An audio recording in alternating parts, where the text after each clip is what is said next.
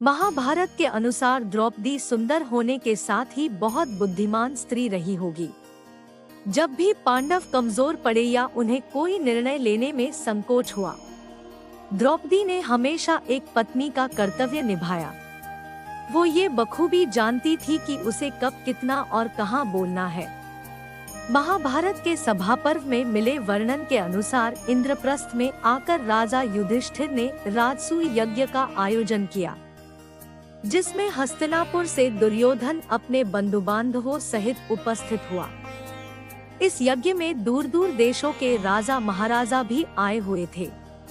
यहाँ पर दुर्योधन को महल के निरीक्षण के समय तब उपहास का पात्र बनना पड़ा। एक दिन की बात है, राजा दुर्योधन उस सभा भवन में भ्रमण करता हुआ स्फटिक मणिमय स्थल पर जा पहुँचा। वहाँ जल की आशंका से उसने अपने वस्त्र ऊपर उठा लिए।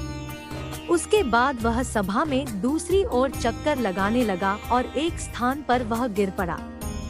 इससे वह मन ही मन बहुत लज्जित हुआ। फिर स्फटिक मणि के समान स्वच्छ जल से भरी सुशोभित बावली को स्थल मानकर वह वस्त्रों सहित जल में गिर पड़ा। इस दृश्य को देखकर भीम, अर्जुन, नकुल और सहदेव इस पर हंसने लगे। दुर्योधन उपहास नहीं सह सका। महाभारत के सभा पर्व में इस घटना का इतना ही उल्लेख है।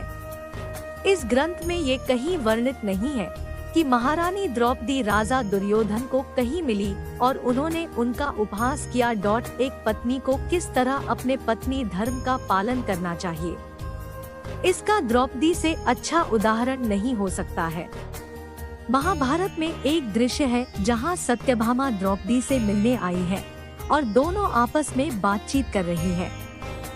सत्यभामा ने द्रौपदी से पूछा कि सखी, मैं देखती हूँ कि तुम्हारे पति पांडव तुम्हारे वश में रहते हैं, वे सभी तुम्हारे अधीन हैं। सो आप ये रहस्य मुझे भी बताएं कि आपके 5 बलशाली पांडव पति आपका इतना सम्मान क्यों करते हैं। तब द्रौपदी बोली, सत्यभामा, तुम मेरी सखी हो, इसलिए मैं तुम्हें बिल्कुल सच बताती हूँ। मैं अहंकार और क्रोध से दूर रहती हूँ। मैं अपने मन पर काबू रखकर केवल पति की खुशी देखते हुए उनकी सेवा करती हूँ। असभ्यता से खड़ी नहीं होती, उनसे कड़वी बातें नहीं कहती हूँ, बुरी जगह पर नहीं बैठती, बुरे आचरण को अपने पास भी नहीं फटकने देती, उनके हर संकेत का अनुसरण करती हूँ। चाहे कैसा भी पुरुष हो, मेरा मन पांडवों के अलावा किसी पुरुष पर आकर्षित नहीं होता है। पतियों के भोजन किए बिना मैं भोजन नहीं करती हूँ, उनके नहाए बिना मैं नहीं नहाती। जब जब पति घर आते हैं तो मैं खड़ी होकर आसन और जल देकर उनका सत्कार करती हूँ। मैं बातचीत में किसी का तिरस्कार नहीं करती, समय पर भोजन बनाती हूँ और सभी को प्रेम से खिलाती हूँ। मेरे पति जिस चीज को नहीं खाते, नहीं पीते, सेवन नहीं करते हैं, उनसे मैं भी दूर रहती हूँ। मेरी सास ने मुझे जो भी धर्म बताए हैं, मैं उनका पालन करती हूँ। विपरीत समय में अपने पति का हर संभव सहयोग करती हूँ। रिश्ता कोई भी हो करे, पूरा विश्वास कहते हैं। किसी भी रिश्ते की बुनियाद विश्वास होता है।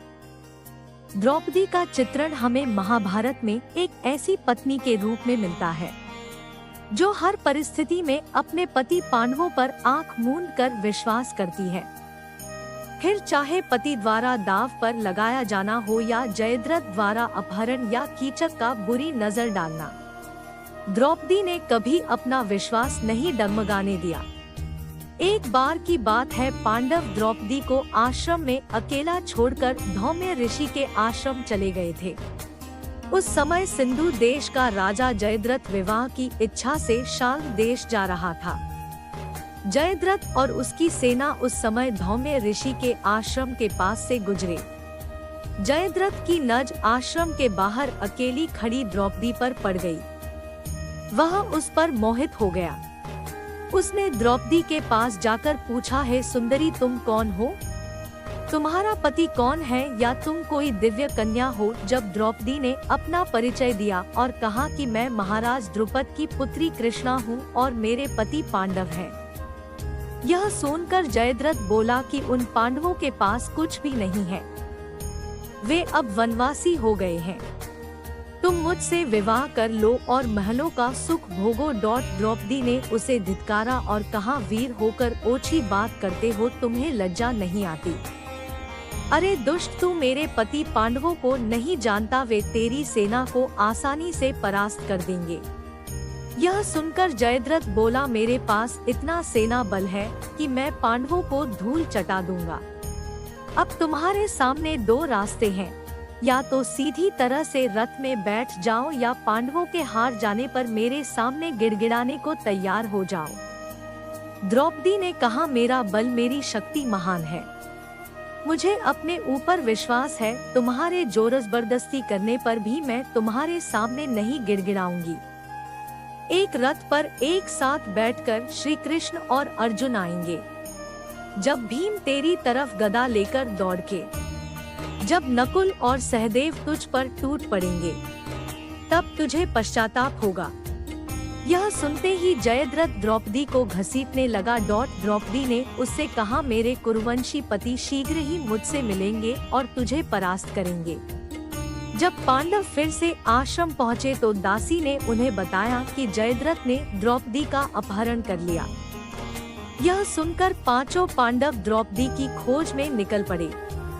जब उन्होंने द्रौपदी को जयद्रथ के रथ पर बैठे देखा तो वे आग बबूला हो गए। उन्होंने जयद्रथ और उसकी सेना पर आक्रमण कर दिया। सारी सेना डरकर भाग गई।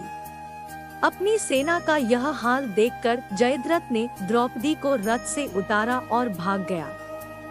ऐसी और वीडियो देखने के लिए चैनल को सब्सक्राइब और लाइक करें।